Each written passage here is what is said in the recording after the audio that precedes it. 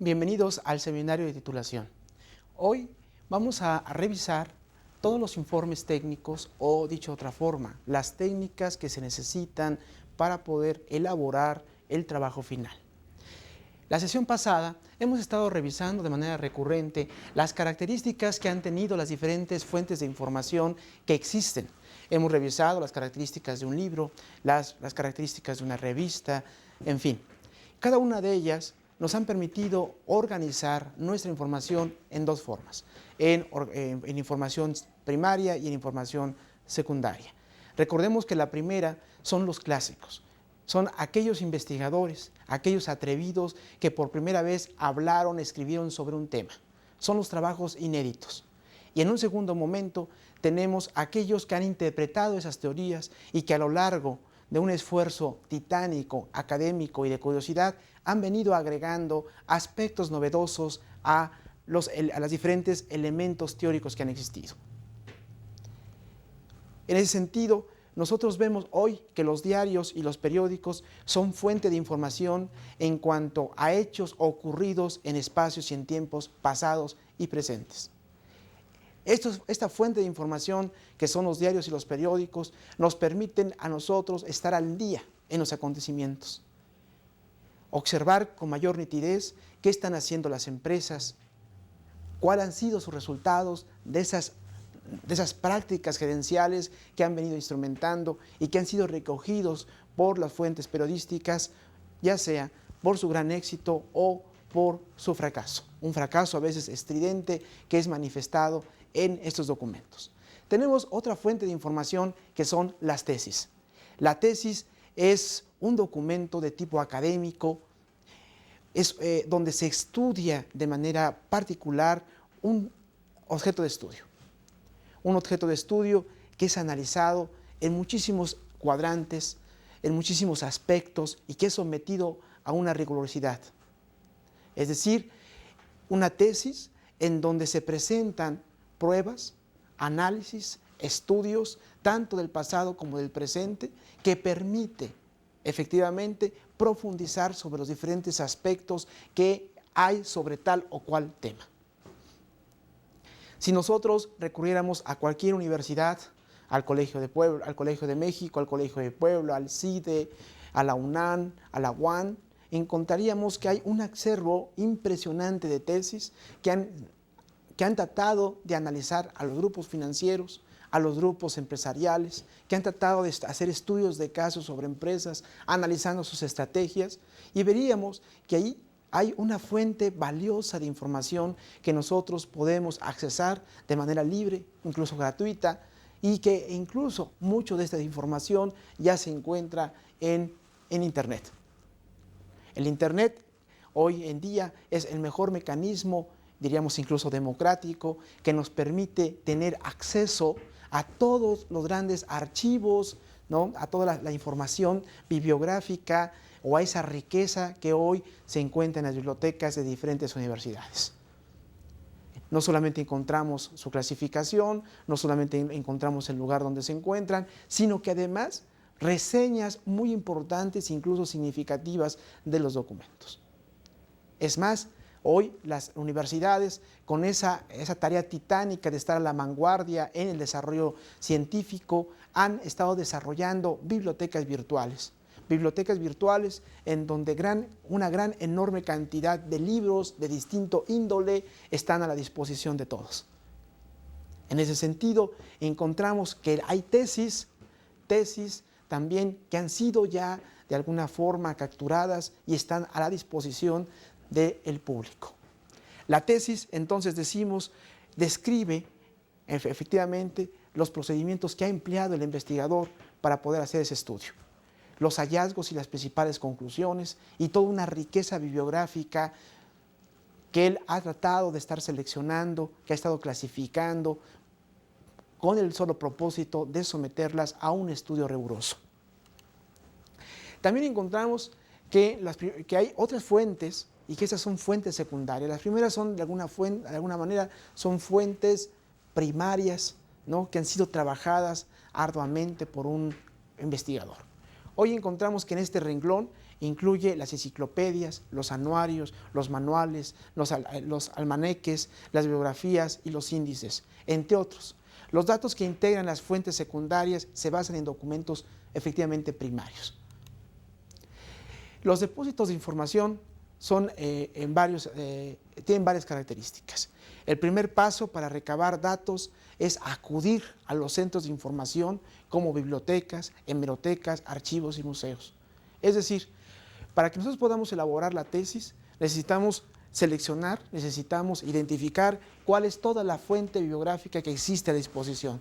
Esa enorme riqueza de literatura la tenemos que clasificar en primaria y en secundarias, conformar nuestro propio depósito de información, saber que cada uno de ellos tiene características diferentes y que nos proveen informaciones de distinto índoles, desde lo más riguroso hasta lo más nimio en el tratado, pero que todas ellas nos dan aproximaciones sobre el objeto de investigación. Nuestro propósito es, en una primera instancia, conformar esos depósitos de información que nos permita a nosotros avanzar de manera rigurosa en el desarrollo de nuestra investigación. ¿Cómo está organizada una biblioteca?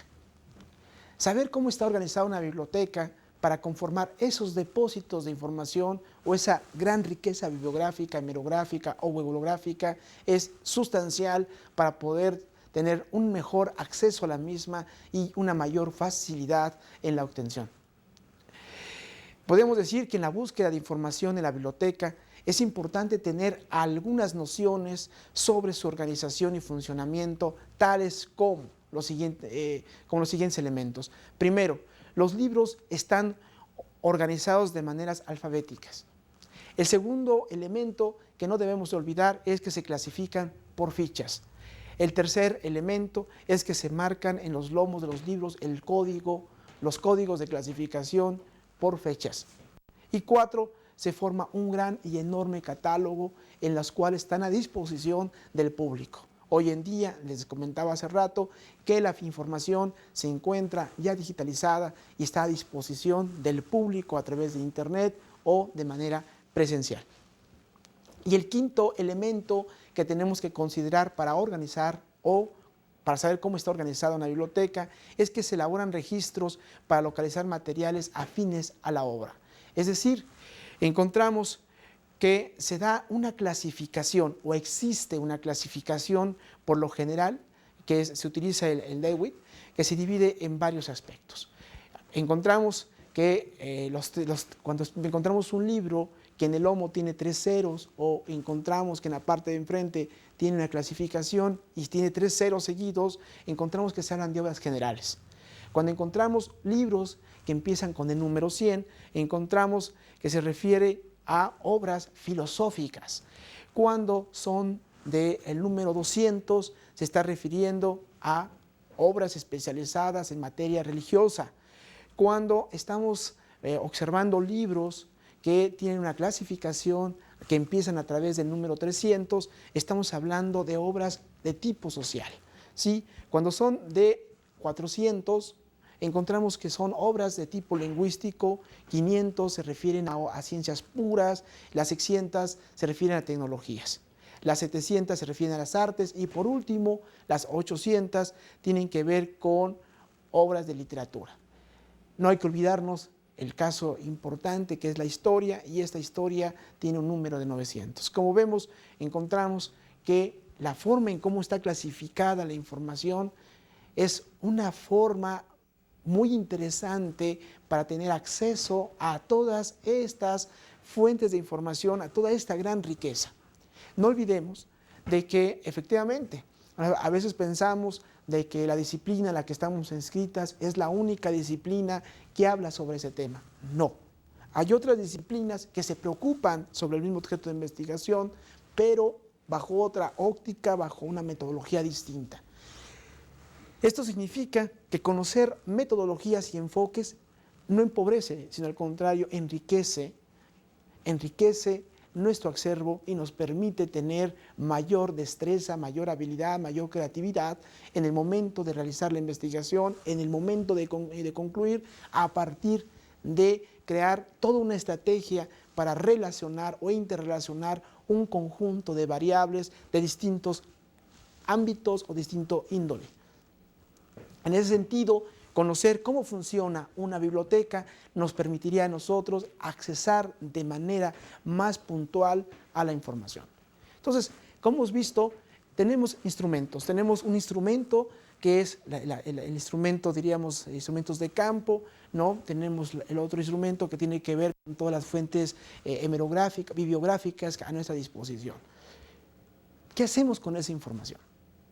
Con esa información, entonces, tenemos que trabajarla. Dirían, bueno, ¿cómo la trabajamos?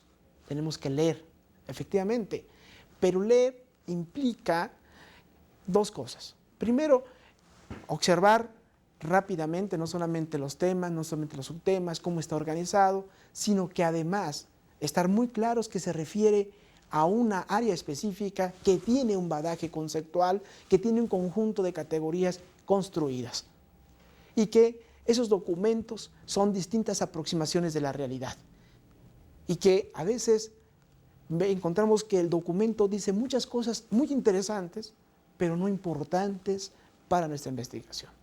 Y recurrimos a veces a rayar el libro, a subrayar el libro, que es una forma de hacerlo, o otra, ¿sí? Que lo que hacemos es copiar esta información y la llevamos a un documento. ¿Cuál es el mejor documento que nosotros tenemos para recabar esa información que es primordial para nuestra investigación, que nos está arrojando datos nuevos, que nos está ubicando en la discusión, que nos está dando ideas de cómo realizar métodos matemáticos para precisar su comportamiento, sus relaciones? Encontramos las fichas bibliográficas, ¿sí? Por lo común es una tarjeta de 14 centímetros por 8 y en ella, ¿sí?, se plasman los datos correspondientes a la obra, al autor, ¿sí? Y no solo eso, sino que además a veces se plasma ahí la clasificación del texto en la que se encuentra en la biblioteca. El objetivo de estas tarjetas es ubicar, registrar y localizar la fuente de información que le permita al investigador no solamente saber su riqueza, sino tener un rápido acceso a esos libros que le permita efectivamente una mayor sistematización de su conocimiento.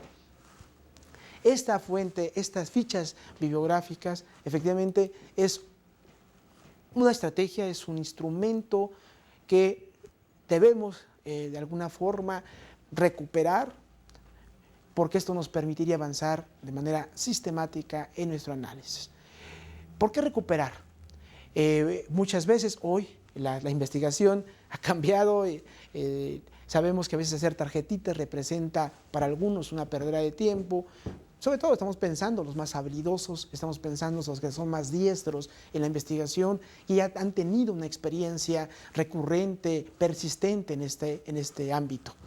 Ellos lo que hacen es simplemente leen, subrayan los textos, les ponen en ciertos lugares algunas pestañitas indicando con algunos colores para diferenciar la información, con ciertos números o ciertos códigos y se acabó. Esa es su forma de hacer tarjetas y encontramos que así muchos investigadores o muchas personas realizan sus investigaciones. Sin embargo, por alguna razón, ¿sí?, a veces esas pestañitas se pierden, se extravían o algo sucede.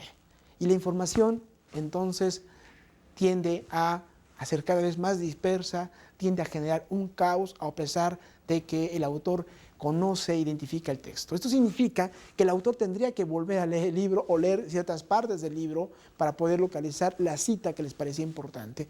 Esto a veces es muy bueno recuperar información, es muy bueno releer y releer varias veces el libro, nos da mayor grado de profundidad, pero a veces es necesario tener un acceso mucho más rápido y para garantizar ese tiempo, ese intersticio de que hay entre que pierdo la ficha, reviso dónde está, la localizo y después la incorporo, las fichas bibliográficas es la mejor fuente que nos permite a nosotros, ¿sí?, o les permite a los investigadores tener una mejor clasificación y asegurar que esa fuente bibliográfica no se va a estrellar tan fácilmente.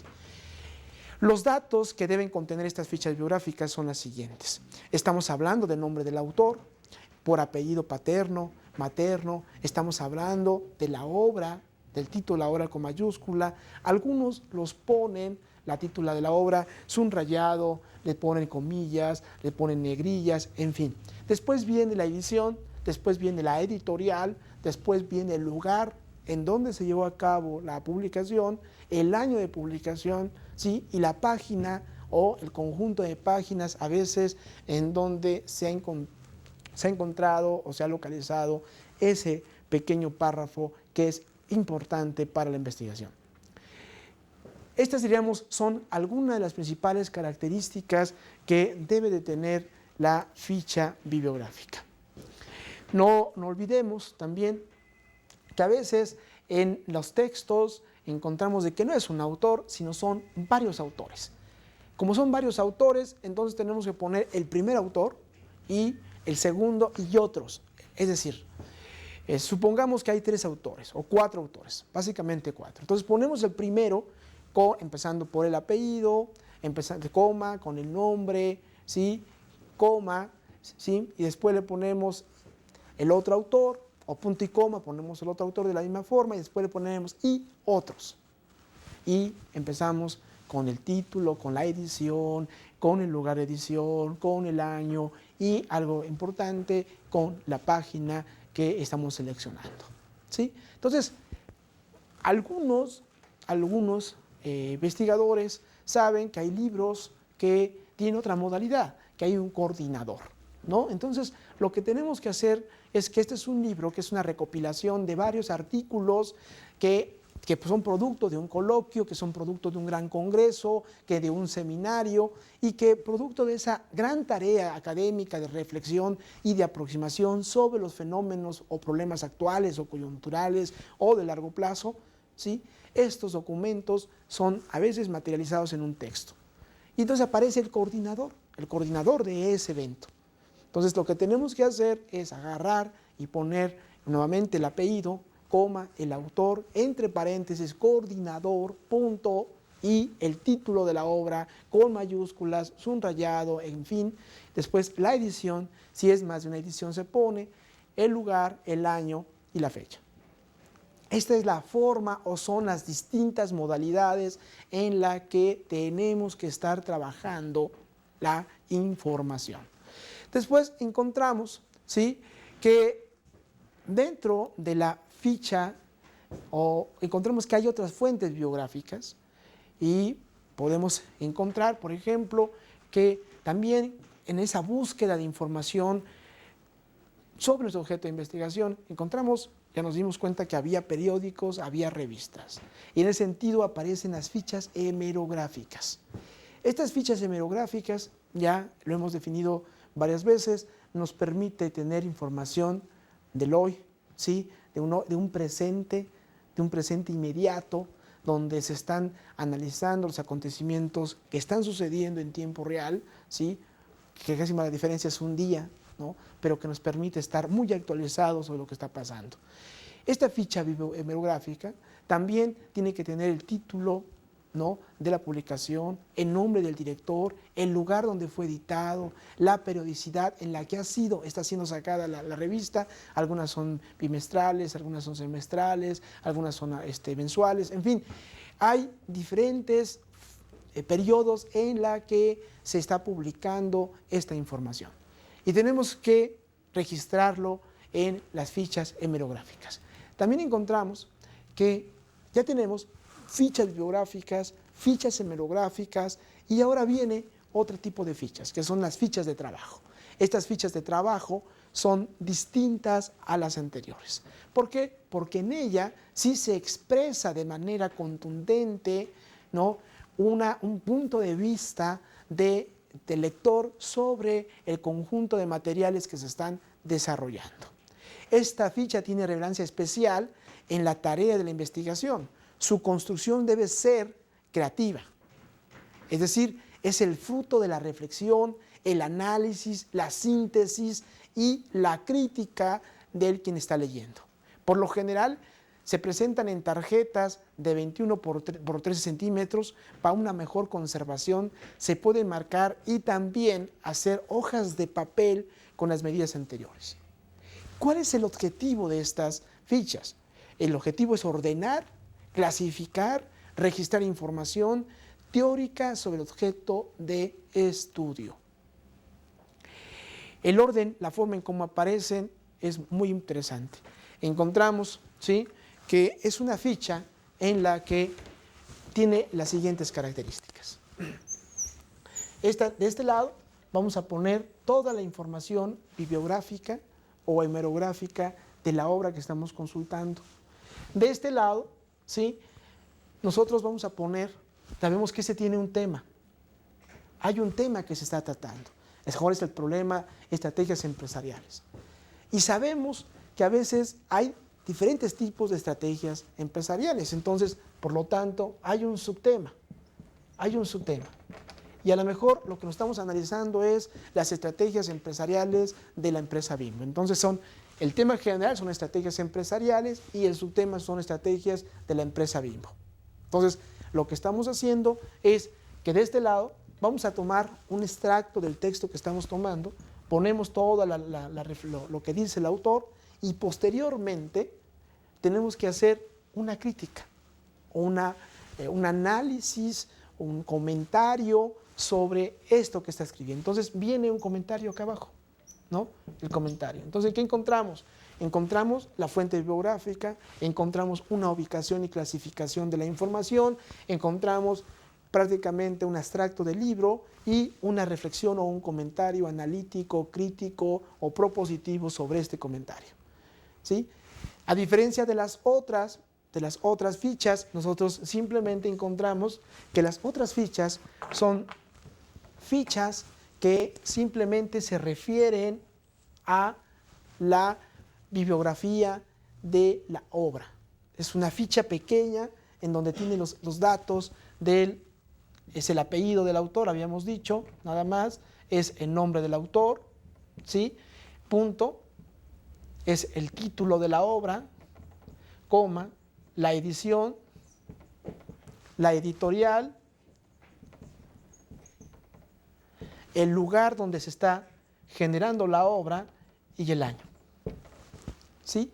Entonces, hay una diferencia con esta que es una ficha de trabajo, de una ficha bibliográfica, y se expresa simplemente en qué se está recogiendo los datos generales de la obra, y en esta ya es un trabajo, un comentario, es una reflexión, una clasificación, y además, efectivamente, expresa dónde está sacando esa obra. Entonces, como vemos, las fichas de trabajo es un instrumento fundamental, importantísimo, que nosotros tenemos que elaborar para poder tener una clasificación, una organización, una sistematización sobre diferentes temas. Entonces, esas tarjetas que tenemos aquí, esta forma de tarjetas, las podemos ir organizando además, las podemos organizar por capítulos, ¿no? Las podemos organizar por subtemas de capítulos, ¿sí?, donde tenemos comentarios, el planteamiento del autor, y simplemente lo que hacen muchos investigadores, ya que tienen toda una riqueza bibliográfica o hemerográfica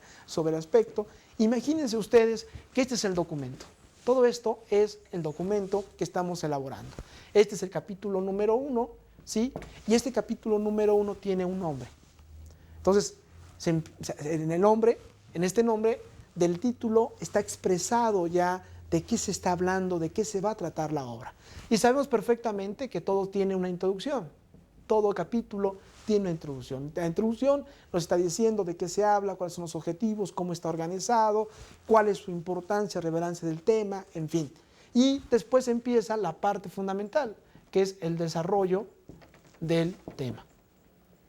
En el desarrollo del tema, nosotros podemos empezar diciendo el autor fulanito de tal, tomamos el autor, ¿no? Está diciéndonos esto y esto lo pasamos aquí, ¿no? Y posteriormente, si queremos hacer un comentario sobre ese planteamiento, podemos retomarlo. El problema de este armado de fichas de trabajo para ir construyendo un documento más formal, mucho más serio, va a depender de la forma en cómo estemos integrando párrafos, de la lógica que tenga este capítulo, fundamentalmente, y algo más importante, sobre la gran riqueza que tengan ustedes, no solamente en términos conceptuales, sino sobre todo en esa riqueza para poder, del buen escribir. Es decir, el buen escribir implica no solamente problemas de semántica, de lingüística, sino también expresar una riqueza de vocabulario, técnica especializada sobre el tema, pero no de un tema muy acotado, sino de todo lo que se ha escrito, de todo lo que se ha dicho, cómo ha sido tratado y sobre todo totalmente actualizado. Esta forma en cómo se puede trabajar la información nos permite a nosotros varios aspectos importantes. Le permite al investigador efectivamente saber quién lo escribió, cuándo lo escribió, en dónde lo está diciendo, cómo lo está diciendo y cuáles han sido las principales críticas que ha recibido, así como las observaciones que el investigador está haciendo en ese momento. Toda esta riqueza clasificada por capítulos, por subtemas, además considerando de que hay información primaria y secundaria y que mucha de ella, esa información es cuantitativa y cualitativa, es lo que va a permitir cerrar la pinza para poder elaborar estos materiales o este documento que nosotros tenemos que elaborar en muy corto plazo. Nosotros sabemos perfectamente que para incorporar estos documentos o estas citas o estas reflexiones o estos abstractos de estas obras a un documento mucho más elaborado, sabemos que tenemos dos formas de hacerlo. Una es parafraseando al autor.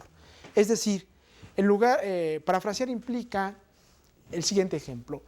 De acuerdo a el señor Adam Smith, la división del trabajo es fundamental porque permite incrementar la productividad.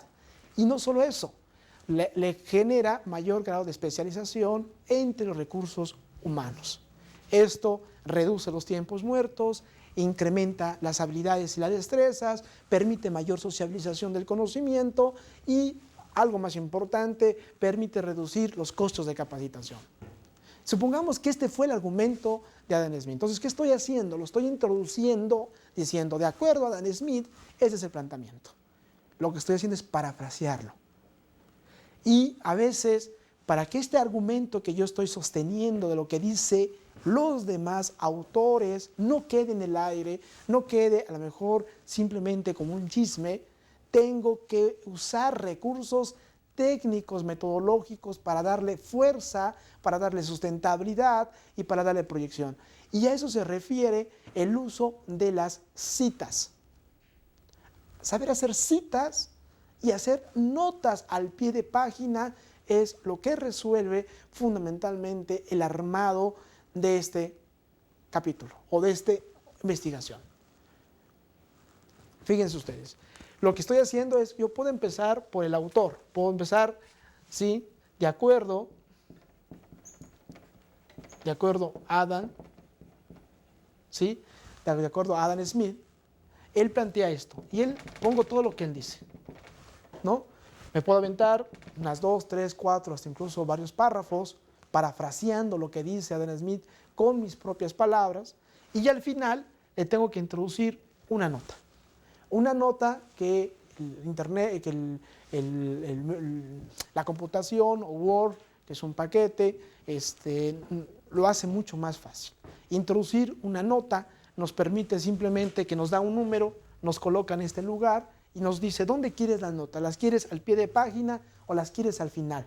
Pero ya nos está dando el número, ¿no?, en dónde va a llevar. Entonces, aquí, ¿qué podemos decir? Para profundizar sobre el tema, revise tal texto en tal página, en tal edición, etcétera, etcétera, etcétera.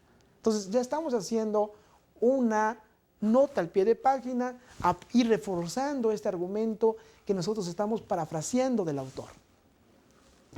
A veces encontramos que hay argumentos que son imposible sustituirlo con nuestras propias palabras, que el autor lo dijo de una forma contundente, clara, precisa, soberbia, y entonces necesitamos recuperar ese argumento. Lo que hacemos entonces es que aparecen las citas. Estas citas permiten entonces, supongan ustedes que tenemos otro documento por acá, que estamos siguiendo elaborando, y entonces coloco el extracto del autor, tomo este argumento del autor, lo coloco tal como lo dijo, con las mismas comas, las mismas palabras, la misma tónica, con su mismo badaje, exactamente igual. Al final, lo que tengo que hacer es citarlo. Estoy citando. Entonces, hay dos formas de hacer este citado. Una es que yo introduzca al final, abra un paréntesis,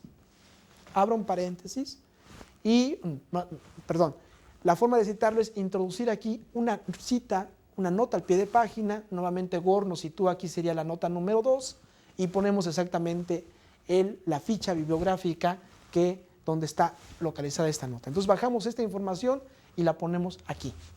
Aquí ponemos el apellido, el nombre, la obra, la edición, la editorial, la página en donde se extrajo esta nota ya integrada a un documento. Esa puede ser una forma. La segunda forma, que es, diríamos, la forma más moderna de hacer una cita, simplemente se agarra, ¿sí? En lugar de introducir una nota al pie de página, se abre un paréntesis, se pone el apellido del autor, simplemente el apellido del autor, se le pone el año de la obra en la que estamos refiriendo, se le ponen 2 puntos y la página en la que fue extraído, y se cierra. Esta es una forma de citado. Esta forma de citado se está utilizando en el Colegio de México, en el CIDE, en fin. Al final, nosotros sabemos que al final del capítulo hay una bibliografía que se refiere a ese capítulo, o al final de la obra está toda la bibliografía que se utilizó a lo largo y ancho de la misma. Entonces, si nosotros quisiéramos consultar los demás datos, tendríamos que recurrir a esa sección. Simplemente aquí nos quedamos, sabemos quién lo escribió, en qué año lo escribió y la página en que lo hizo. Esta es una forma. La anterior implica mucho más datos incorporados al renglón seguido, es decir, dentro de la obra. Y en ella encontramos que en una nota al pie de página encontraríamos todo, ¿no? Ahora sí, el nombre, el apellido del autor, el nombre, el título de la obra, la edición, el lugar en la que se editó, el año y la página.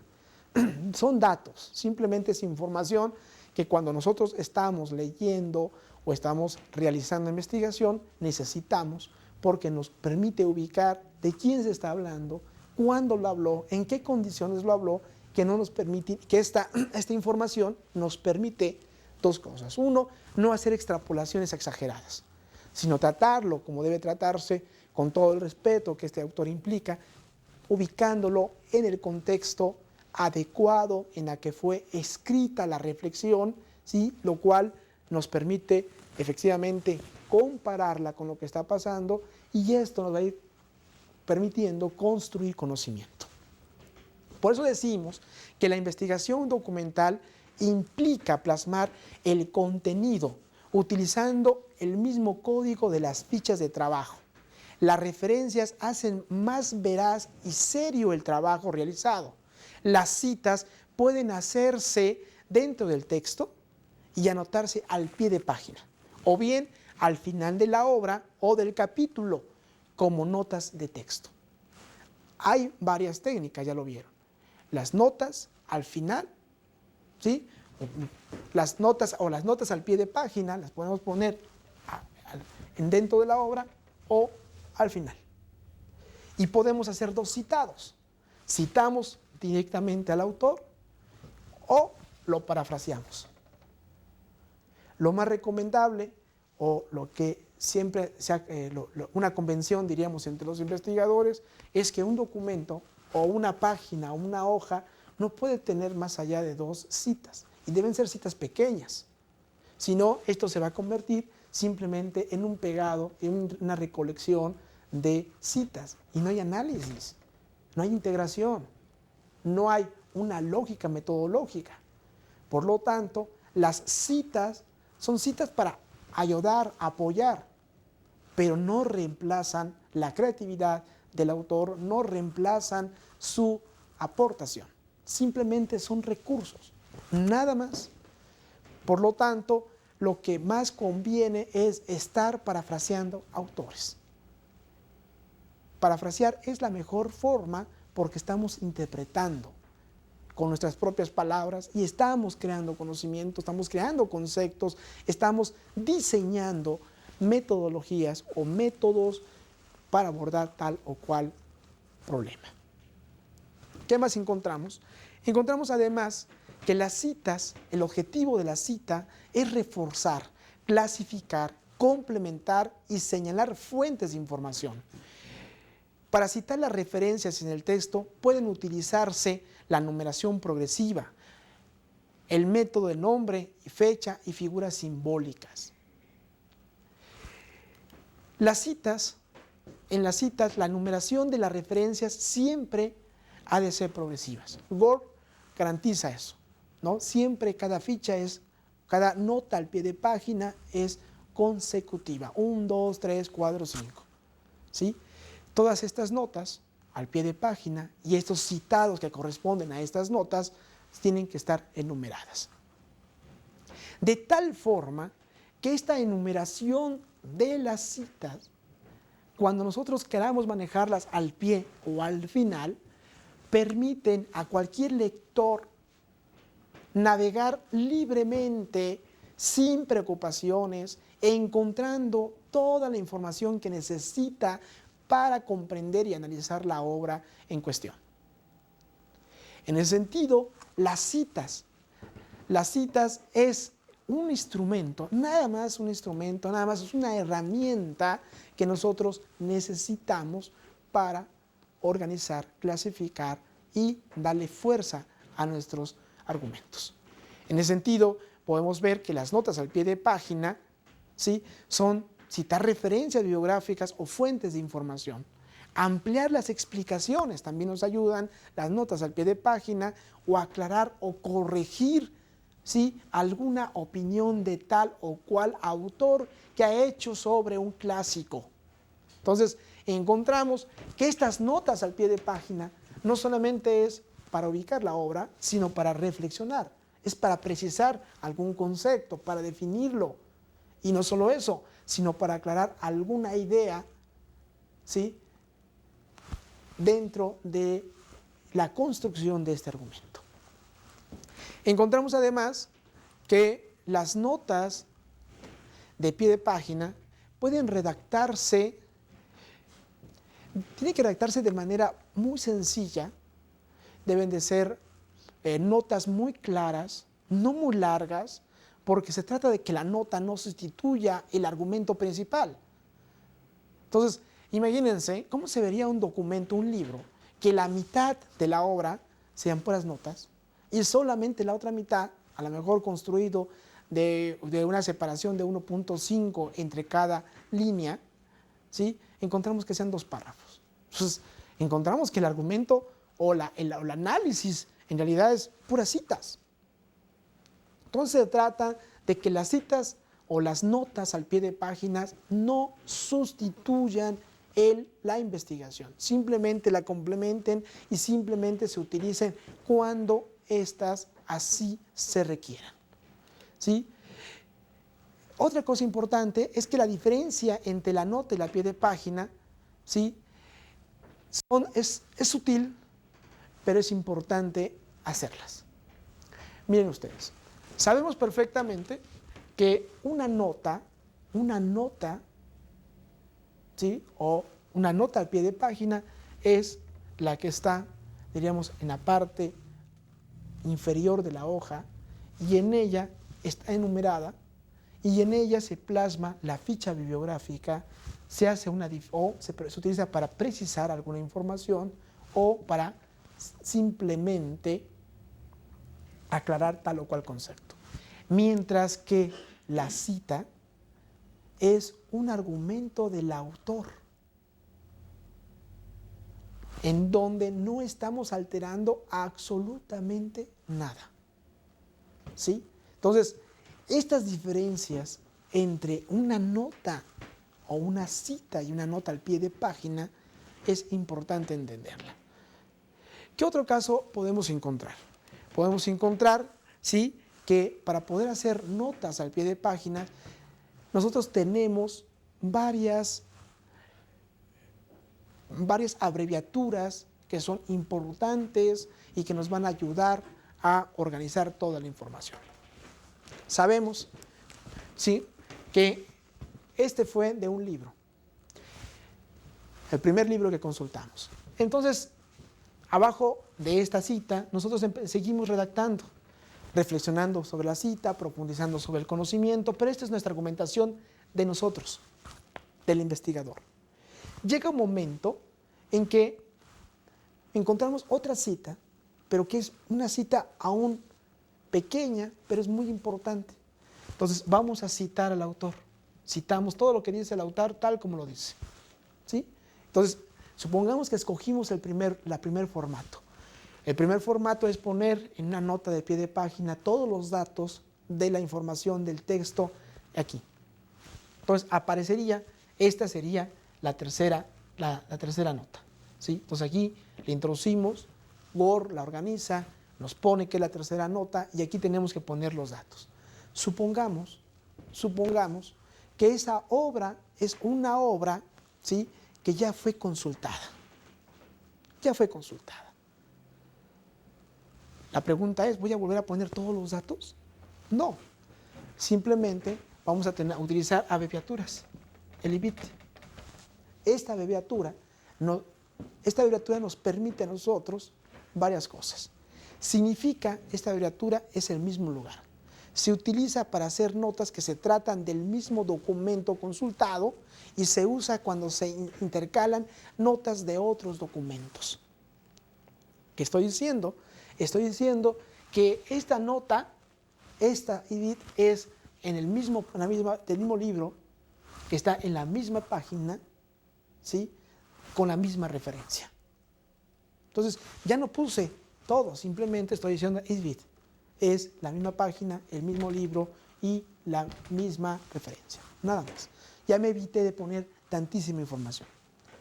Supongamos que seguimos redactando y en esa redacción encontramos que hay otro documento, pasamos a una tercera página, ¿sí? Estamos redactando, seguimos redactando y encontramos que hay otra cita de otro libro, de otro autor, totalmente distinto, ¿sí? Entonces, si es distinto, entonces citamos al autor tal como es, introducimos una nota que sería la nota número 5 y sí vamos a poner exactamente a ese, como es la primera vez que lo utilizamos, tenemos que poner todos los datos, todos los datos que estamos utilizando, ¿sí? Entonces, introducimos la nota 5 y utilizamos todos los datos. Seguimos redactando y encontramos ahora que queremos introducir otra nota, pero ahora no es de este autor, sino que es del otro autor anterior. Pero ya avanzamos en la construcción del documento, ¿sí? La pregunta es, ¿qué hago en este caso? ¿Vuelvo a poner toda la información? ¿Cómo lo abrevio? ¿Cómo puedo hacer para que ese dato, esa información sea un dato, ¿sí?, en donde sí me ubique donde estoy escribiendo, pero que me permita no volver a repetir, no fastidiar al lector con tanta información que ha sido exactamente la misma? Para eso, entonces encontramos que hay abreviaturas como LOCIT, de latín locus citado, que significa lugar citado. Se usa para señalar que se trata de referencias del mismo documento y de la misma página, ¿sí? Entonces, tenemos varias cosas aquí interesantes, ¿no? Tenemos que estas abreviaturas que yo estoy utilizando me pueden a mí ahorrar nuevamente formas de no repetir tanta información que ya la repetí solamente una vez. Entonces, lo que vamos a pedirles es que en el momento de redactar el documento necesitamos citas, necesitamos notas al pie de página que se pongan de acuerdo cómo va a ser el citado. Si estas notas al pie de página van a ser al final o van a ser al pie de página. Esa es la primera. La segunda, ¿cuáles van a ser las principales abreviaturas de latín que van a utilizar a lo largo y ancho de la obra para no repetir datos? Y entonces ustedes, si revisan los documentos en su posición, encontrarán que están todas las abreviaturas que se necesitan para utilizar en el armado y tejido de este documento. Encontramos, por ejemplo, que está el OCIT, que significa obra citada. Se usa para hacer referencia a un trabajo citado con anterioridad. Entonces vean, encontramos trabajos con anterioridad, el mismo trabajo, en la misma página, ¿sí? Y todos estos abreviaturas me permiten ir organizando información, me permiten ir construyendo, sistematizando toda la información que yo necesito. Además de esto, encontramos que las notas al pie de página, hay de varios tipos de notas de pie de página. Hay notas de contenido y de referencias. Se utilizan para ampliar la información, hacer referencias a otras partes de otras obras consultadas y enviar al lector a otras partes del trabajo. Se emplean los siguientes términos y abreviaturas. Infra, que significa abajo. Supra, que significa arriba. Citado por, apoyado, en VIP, véase. En fin, encontramos que hay todavía un poco más de abreviaturas que nos permiten a nosotros ir tejiendo adecuadamente, sin repetir mucha información, para no cansar al lector, de manera elegante, apropiada y consecuente. Todas las locuciones latinas se subrayan. Todas las cosas que nosotros estemos utilizando para sistematizar o para, de alguna forma, no repetir palabras, información, tienen que ir subrayadas. ¿Qué más encontramos? Encontramos que hay extracciones de la muestra. Es decir, hay otra técnica que nosotros podemos utilizar para poder hacer la investigación. Sabemos que al principio hemos dicho que nosotros utilizamos una técnica de investigación del campo. Bueno, para esa investigación del campo y para ese armado de la investigación, ¿sí?, nosotros tenemos varias cosas. Tenemos una población inmensa y que no queremos consultar a toda la población. Imagínense 105 millones de mexicanos repartidos en 31 estados más un distrito federal. Solamente en el distrito federal son más de 20 millones. Pues el problema se vuelve complicadísimo. No van a alcanzar ni los recursos humanos, ni los recursos financieros, y los recursos técnicos tienen que ser escandalosos. Por esa sencilla razón, tenemos que utilizar pequeñas muestras para hacer esas investigaciones. Y esas pequeñas muestras, ¿sí?, tienen que ser expresadas, tienen que ser redactadas, tienen que ser explicadas, tienen que ser de alguna forma, ¿sí?, mostradas en un documento, y que ese documento tiene que arrojar todas las evidencias y los resultados de esa investigación tienen su propia lógica. Es decir, nosotros sabemos que de esos 105 millones de mexicanos, que es el universo, que constituye la totalidad de un grupo o elementos objetos que se requiere el investigador, que es el conjunto de casos o posibles casos que se pretende investigar, podemos sacar una pequeña muestra. Esa pequeña muestra, ¿sí?, es un subconjunto de esta población. Esta pequeña muestra está constituida por uno o por varios de los elementos de la población, ya que dentro de ella se limitan con precisión.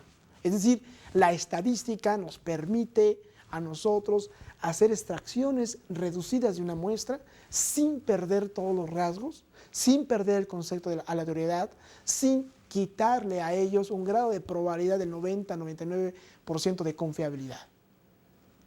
Toda esta información, ¿sí?, nos permite a nosotros respetar o tratar de respetar las cualidades de una buena muestra. Para que una muestra posea validez técnica, estadística, es necesario que cumpla con los siguientes requisitos: ser representativa o reflejo del conjunto o universo que se va a estudiar, que su tamaño sea estadísticamente proporcional al tamaño de la población y que el error de muestra se mantenga dentro de los límites aceptables.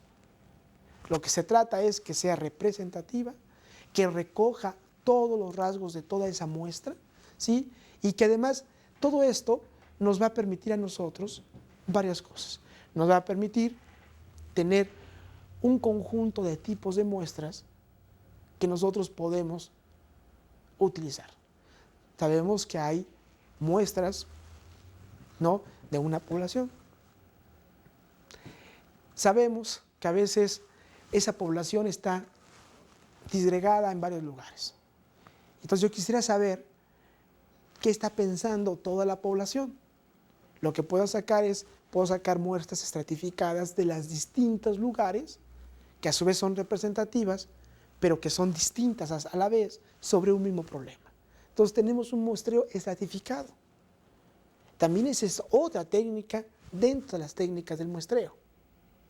Toda esta información nos permite a nosotros hacer investigaciones de campo, y esas investigaciones de campo recogen las características de nuestro objeto de investigación, y toda esa información que es producto de las muestras tiene que ser incorporadas a ese trabajo, ya sea como anexos o solamente buscar aquellas partes plasmadas en gráficas, ya sea de pastel, ya sea de barras, en fin, o tablas que nos permitan a nosotros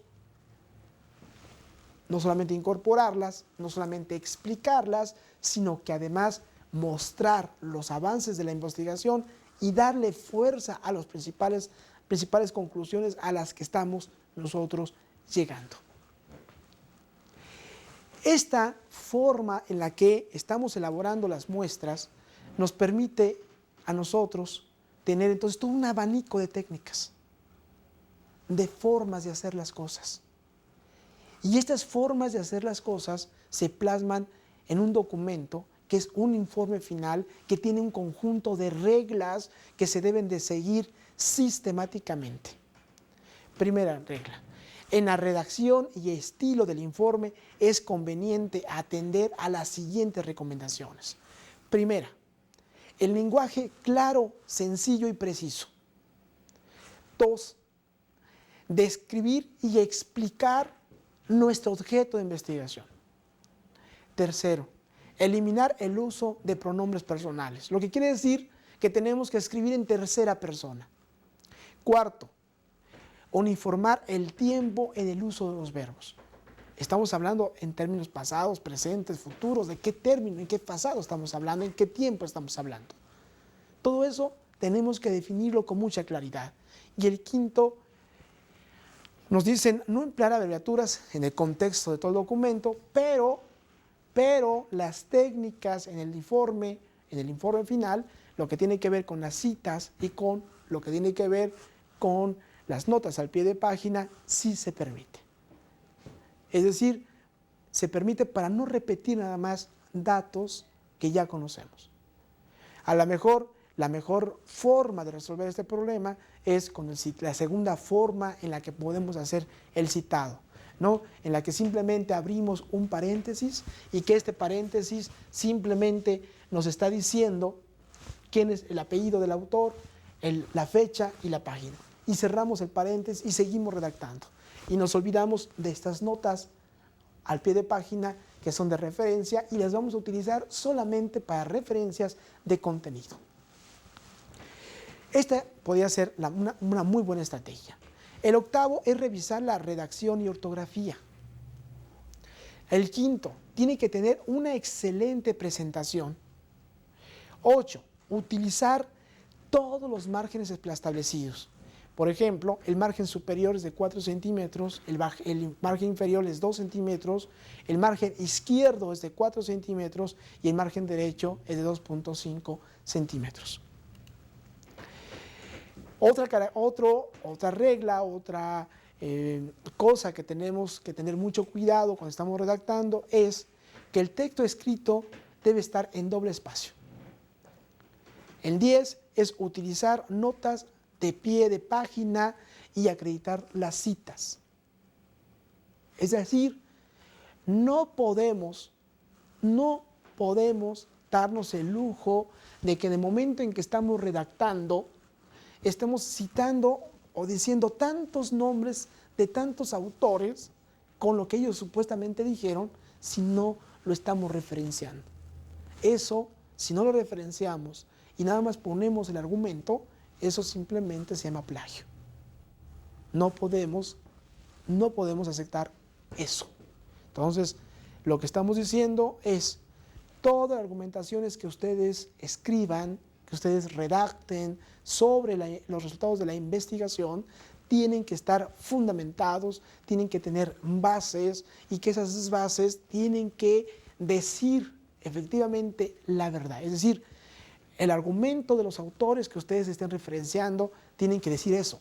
No lo que ustedes crean que dicen, no, lo que el autor nos está diciendo. Y después hacer comentarios, hacer críticas y reflexiones, por supuesto, pero eso ya es otra cosa, ¿sí? Tenemos entonces que ser muy claros en la forma en la que estamos redactando las cosas. Después tenemos que la última etapa en la investigación consiste en aprovechar los resultados para proponer, predecir, argumentar, describir o explicar, ¿sí?, según sea el caso. Toda la investigación tiene que ser una investigación que no solamente describa, no solamente identifique el problema, no solamente explique, sino que también dé propuestas. Toda la investigación es una investigación que implica buscar, seleccionar, clasificar información. Y esta clasificación hay que leerla. Encontramos entonces que el verdadero proceso de la investigación está en seleccionar las variables adecuadas, darles un tratamiento estadístico, determinar las conductas, explicar esas conductas de acuerdo a la problemática seleccionada, y además esto permite que la argumentación que nosotros estemos generando son de dos tipos. Es una argumentación teórica, hay una argumentación metodológica y hay un abordaje en la solución de los casos. Es decir, lo que estamos diciendo es que la investigación que nosotros estamos abordando tiene que ser una investigación lo suficientemente audaz, creativa, sistemática en el conocimiento, en donde demuestren que son profesionales en el manejo de las teorías, que es la argumentación teórica, que nos demuestren que saben abordar los problemas, que saben solucionar los problemas, que saben identificar los problemas.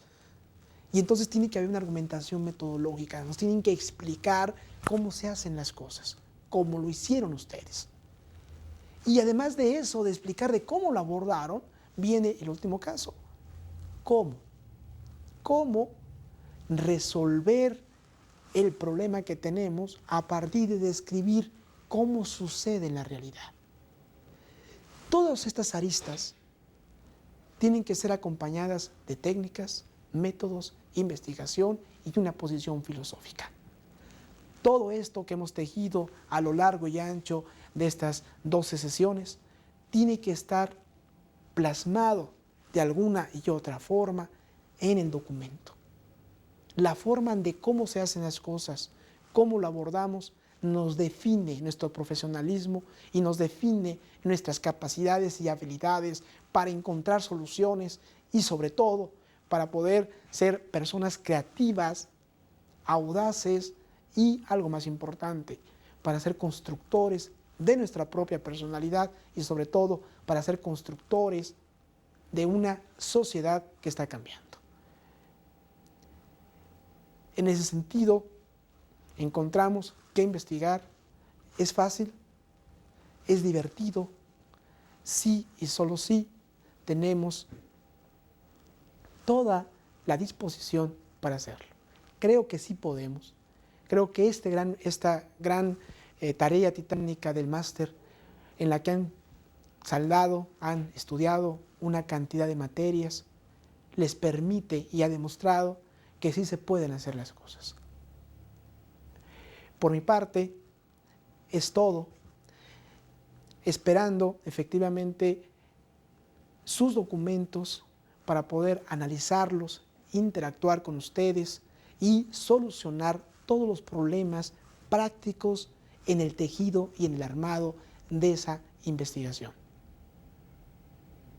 Muchas gracias. Se despide el profesor Gabriel Rangel Vargas.